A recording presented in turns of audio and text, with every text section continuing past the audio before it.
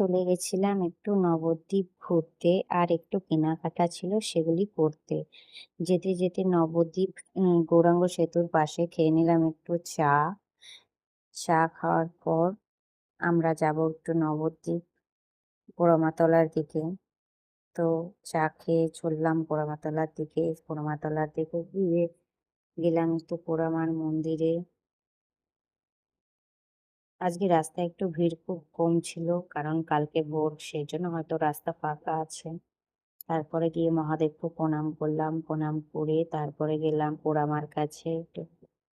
আজকে রাতে বেশ ফাঁকা আছে, দিনের বেলা আসলে তো অনেক ভিড় থাকে। আজকে রাতের বেলা এসেছি, বেশ ফাঁকা।